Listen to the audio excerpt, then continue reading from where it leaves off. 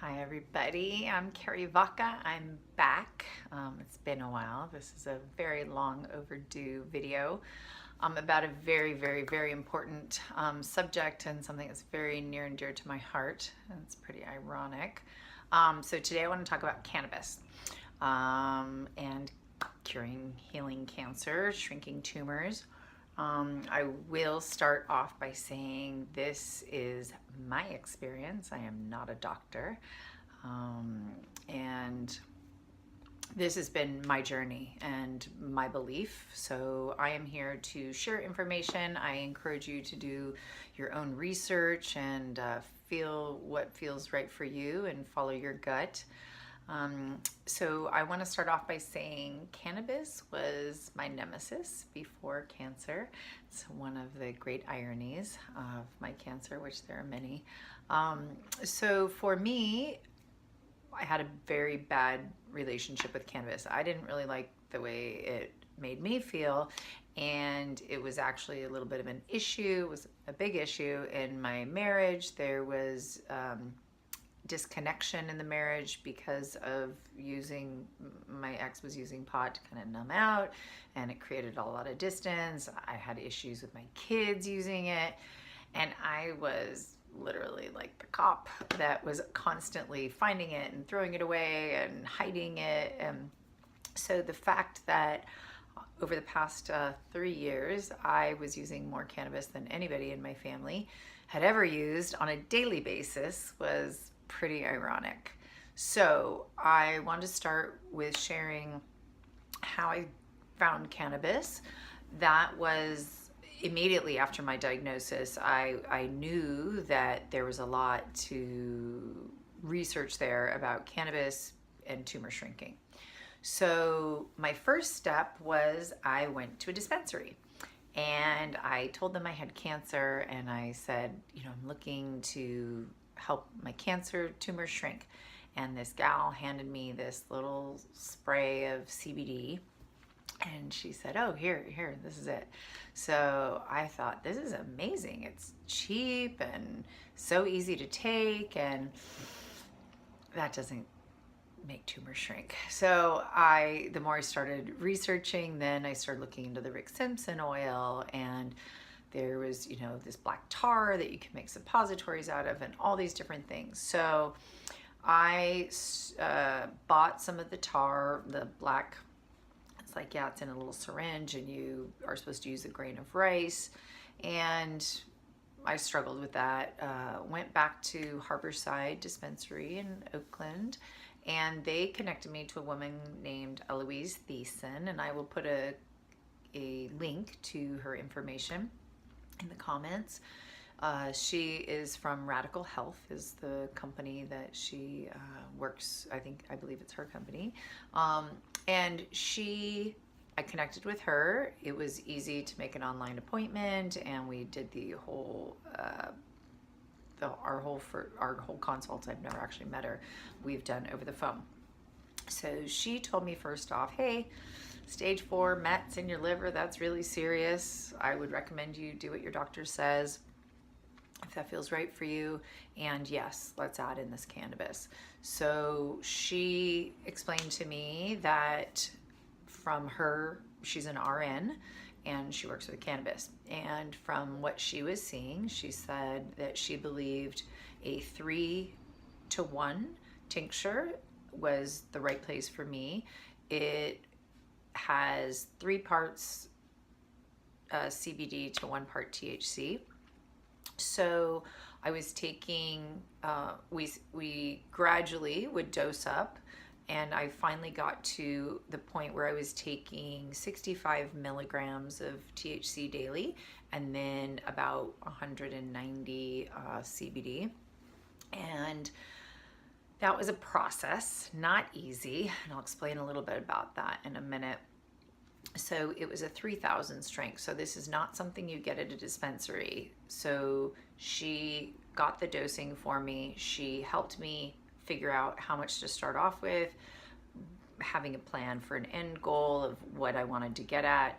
Then we waited for the tumors to shrink, and then once they were shrunk, and we waited quite a long time after they'd been really shrunk, before we decided to go down in the dosing. That's the scary part, is the maintenance is where there's not as much information, and this whole area needs a lot more research.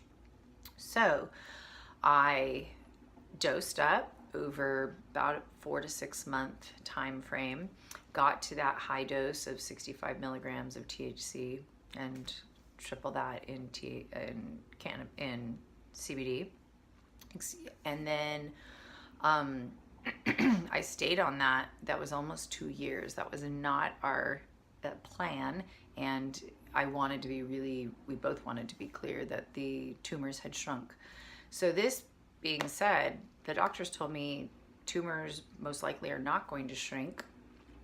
So the fact that every single tumor is gone is pretty impressive to me. And I had tumor shrinking before I started any Western medicine. I'm on estrogen suppression and Zoladex, Faslodex for that. And then I'm taking a chemo pill called Ibrance in conjunction to the millions of other alternative things that I'm doing.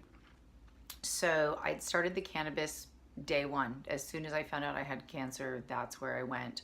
So I had shrinking before I started Western meds. I absolutely believe that cannabis was a huge, huge, huge part of that, and I still do.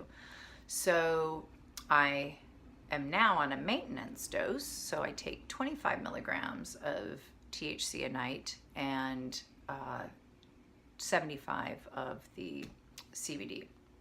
So it is easy at this point. Now I just take that maintenance dose when I go to sleep and no problem. Being on cannabis is not easy. At that high dose on a daily basis, I will say it was not easy. It was rough.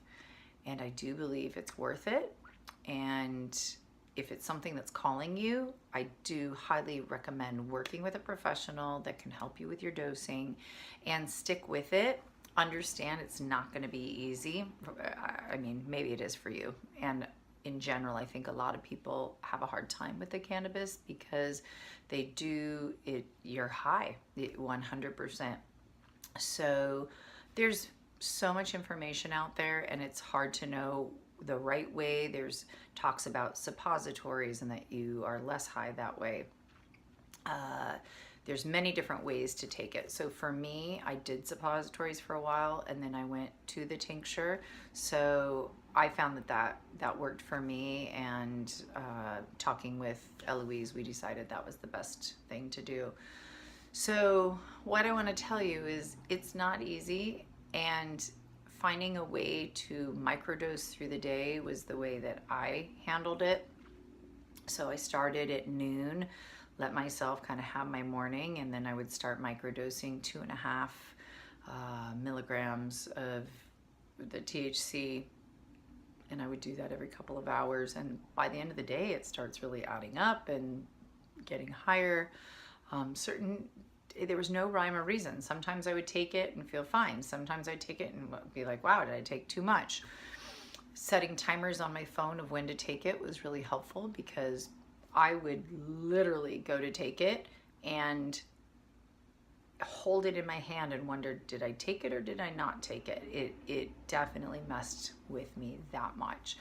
My friends will all attest to my messiness, which now looking back, it helped me relax. It helped me not care, not give a fuck what anything else, what was happening. It was like, this is fine. This is what I'm doing right now. And it made things light. And there's a reason that people like to get high.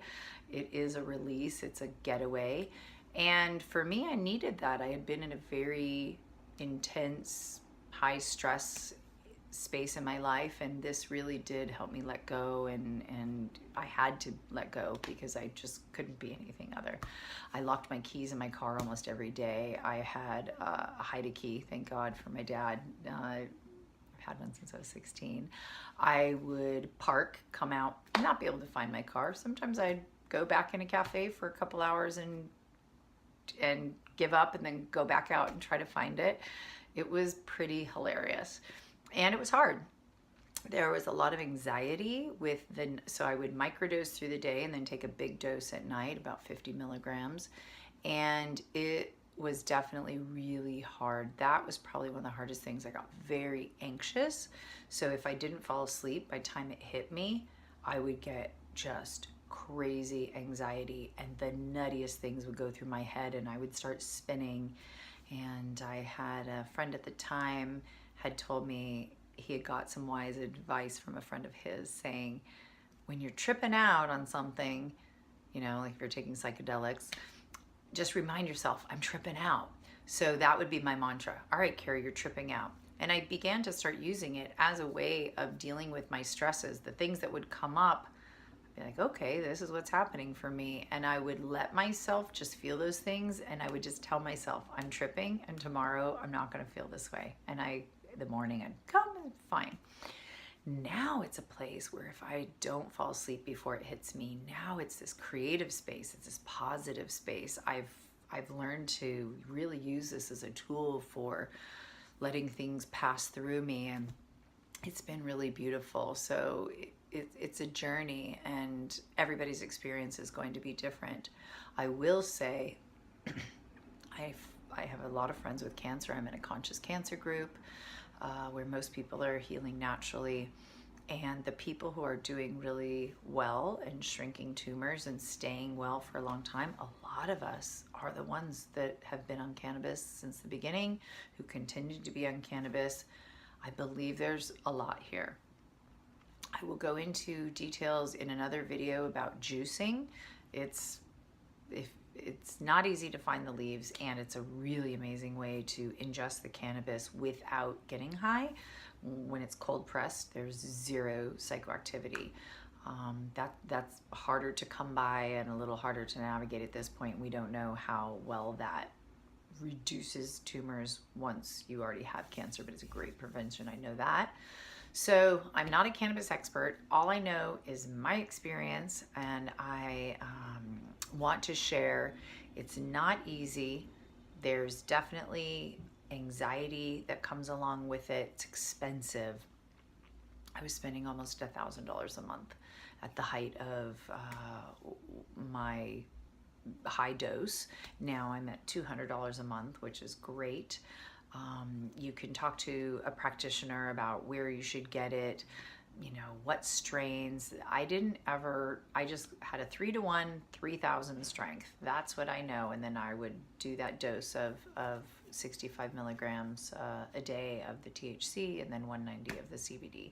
So if you have questions, go ahead and leave them in the comments. I will be adding more videos about cannabis later, and just know, if this is calling you and you are watching this video thinking, I'm not sure if I should try it, I highly, highly, highly recommend it. Don't wait till the last minute, till there's no more options. Just do it now and try it and see. There's lots of different ways that you use cannabis for different kind of cancers. So really find somebody that has experience, find a professional to help you. It's really hard to navigate just online. I'm so thankful from day one that I had Eloise guiding me, and she really set my mind at ease at how to use it, and the fact that it was important for me to stay on my Western meds as well, and feeling really, really positive and grateful and hopeful for my future. Being tumor free now feels great. So thank you for tuning in, and stay tuned for more. And again, if you have questions, leave them down below, and I will talk to you soon.